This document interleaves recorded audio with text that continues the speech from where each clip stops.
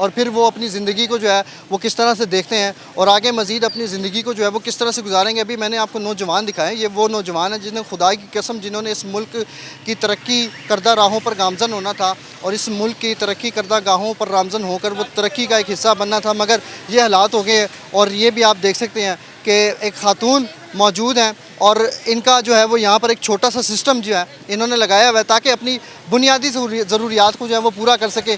मज़ीद भी आगे बढ़ते हैं, शहरियों से बातचीत करते हैं और आपको दिखाता हूँ कि इस रियासत में एक आम आदमी की ज़िंदगी जो है वो कैसे गुजरती है, क्या उनकी बुनियादी ज़रूरियात पूरी थी। अस्सलाम वालेकुम, कैसे हैं ये सब, क्या कर रहे हैं? जी यहाँ से ये एक चार्जर लेने आया हूँ। ये पहले 250 का 200 का मिल जाता था, अब ये 500 का दिया उन्होंने। 500 का मिल गया, वजह क्या? वजह महंगाई कह रहे हैं जी, महंगाई है। अब क्या करें, लेनी तो है चीज़। अब घर के बिल ही इतने इतने बड़े आ रहे हैं। वो कितना बिल आया आपका? 10,500 रुपये बिल आया है, 200 तो कुछ यूनिट जले हैं। अच्छा, आपकी माहाना आमदन कितनी है? मेरी महाना आमदन सुनिएगा आप। तकरीबन 1200 रुपये दिहाड़ी है मेरी। मतलब माहाना आमदन आपकी 35 से 40 हज़ार बन जाती है, तकरीबन 10,000 बिल आ गया। हाँ जी, 10,000 बिल आ गया। राशन कितने का डाला था घर पे? घर पे राशन का कोई हिसाब नहीं होता, रोज़मर्रा पे लाते हैं हम घर पे, जितने का आ जाए। 10,000 बिल पे चला गया। गैस का बिल कितना है? गैस का बिल आया तकरीबन 3,000 से ऊपर आया। 13,000 14,000 हो गया। हाँ जी। पानी का बिल पानी कितना? का बिल 1700 रुपये आया। एक पानी का बिल वो 1700 रुपये के पानी भी हमने अब पीना, तो वो भी इतना महंगा हो गया कि जिसका हिसाब नहीं है। 30 से 35 हज़ार रुपये तनख्वाह में गुजारा कैसे कर रहे हैं? बहुत मुश्किल से, छोटे छोटे बच्चे हैं तो अब बहुत मुश्किल हो गया कमाना भी और बच्चों को खिलाना भी। ये हालात हैं जी शहरियों के, और आपको बताया जा रहा है कि किस तरह से हालात हो गए हैं और वो लोग जो हैं वो क्या करते हैं। अस्सलाम वालेकुम भाई साहब, माशाल्लाह कैसे हैं, खैरियत से हैं? गर्मी में पसीनों में शराबूर हो गए हैं। कहाँ से तशरीफ़ लाए? मैं डीजी खान से। डीजी खान, लाहौर, तो ताल्लुक़ नहीं बनता? मजबूरी है, काम से आना पड़ता है। यहाँ काम कैसा है? काम चल रहा है, जहाँ मजदूरी मिलेगी रोज़ी मिलेगी वहाँ जाएगा ना बंदा। आप तो डीजी खान में तो गवर्नमेंट कहती है कि हर सूबे में हमने लोगों के लिए बड़ी सहूलियात पैदा कर दी। आप डीजी खान से पंजाब। मैं आपको बता दूँ, ये सारा जो है ना एक आवाम का भी कसूर है। महंगाई के पीछे ये नहीं कि अगर मेरी पार्टी है, मैं नून लीग का हूँ या PTI का हूँ या पीपल पार्टी का हूँ, उसने महंगाई की है, मैं खड़ा हूँ उसके खिलाफ। मैं कहता हूँ जी नहीं मेरी पार्टी है, मैं नहीं जाऊँगा एहतजाज में, तो रोटी मैं भी खाता हूँ, पेट्रोल मैं भी भरता हूँ, सारा कुछ मेरे भी बिजली का बिल देता हूँ। जब ऐसा नहीं होगा, हम स्टैंड नहीं लेंगे, हम पार्टीबाजी छोड़ेंगे, सिर्फ इंसानियत सोचेंगे, मुल्क का सोचेंगे, तो तब हम स्टैंड लेंगे। मेरा कोई लीडर करप्शन कर रहा है, मेरा लीडर है, करने तो कोई बात नहीं, कोई मसला ही नहीं है। मसला ही नहीं है। जब मैं उसे बुरा समझूंगा, उसको नहीं दूंगा वोट, उसको एक्सेप्ट नहीं करूंगा, ज़ाहिर है वो पीछे हटेगा, ईमानदार आगे आएगा। मैं कहता हूँ ये चोर है, ठीक है, मेरे लिए ठीक है। भाई साहब आप ये बताएं कि डीजी खान से लाहौर आ गए हैं, माहाना आमदन कितनी कमा रहे हैं आप? तकरीबन 18,000 20,000। तो डीजी खान में अगर रहते हैं तो कितना कमा लेते हैं? वहाँ इतने नहीं है क्योंकि वहाँ रकबे काश्तकारियाँ हैं। हाँ तो 18-20 हज़ार रुपया घर भी भेजते हैं? बस कितने पैसे घर भेजते हैं? भाई कुछ घर बेचते हैं, कुछ अपना निज़ाम चलाते हैं। दूसरा 18-20 हज़ार रुपया भाई साहब, बस निज़ाम है, कुदरत चला रही है। मैं एक बात बताता हूँ कि गवर्नमेंट के बाद कभी भी किसी के पास प्लान नहीं रहा कि ये मैंने करना है। अब गवर्नमेंट के बाद कितना रकबा खाली पड़ा हुआ है, माली रखे हुए जाके पार्कों में फजूल और तनख्वाहें ले रहे हैं।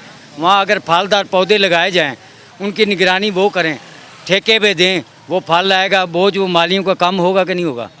जाके देखे कितना रकबा खाली हुआ, ये कोई नहीं इस पर बहस करता। 18-20 हज़ार सुन के तो मैं परेशान हो गया हूँ। मेरे भाई जब तक ये नहीं होगा कि जो रकबा खाली पड़ा हुआ उसको काबिल इस्तेमाल है, कहते दरख्त लगाओ, दरख्त लगाओ, फल वाले लगाओ ना। ये माली हमने कितना अमला फजूल जाकर किसी भी इदारे में 6 माली होंगे, इसी इदारे में ये बंद पड़ा हुआ माली घर बैठे तनख्वाह ले रहे हैं। सरकार की बिल्डिंग है, सरकारी भी यहाँ माली चेक करें आप डेटा, 6 से 4 माली होंगे, कोई भी डिप्टी वन मुझे क्या लगा हुआ है। उनको कहीं रिजर्व करें, उनसे फ़ायदा नहीं, मुफ्त की तनख्वाह ले रहे हैं। गवर्नमेंट को सोचना है, ये पौधे लगाए ठीक है, अच्छे लगाए, जिसका फल है कि ठेका दें। जैसे ये ठेका देते हैं, माल आता है, फल वाला पौधा लगाएगा, जम्मू लगाएगा, अमरूद लगाएगा, केला लगाएगा, जो भी लगाएगा उसके ऊपर ठेके पे देगा, वो चलाएगा ठेकेदार।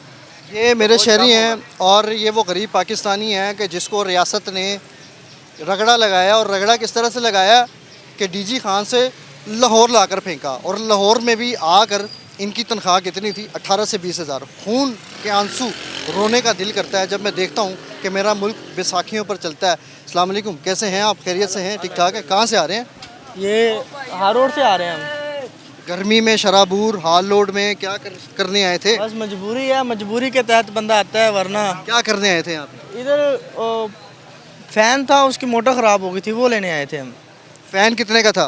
फ़ैन था 850 रुपये का, वो छोटे जो होते हैं ना 12 वोल्ट के, उसका। मोटर कितने की मिली? 400 रुपये की मोटर मिली है और 400 रुपये का अगला पर मिलता है उसका। ये तो महंगी चीज़ें मिल गई आपको। बस ऐसे ही है, जिसकी गर्मी में जितनी ज़्यादा गर्मी होगी उतना रेट तेज़ हो गया इनका। मजबूरियाँ हर जगह। बात सुनी आपने कि जितनी गर्मी ज़्यादा हुई उतना रेट जो है वो चढ़ा दिया गया। अब जो इन्होंने चीज़ ली है उसकी कीमत कितनी थी और फिर उसको ये जो है वो मिली कितने में।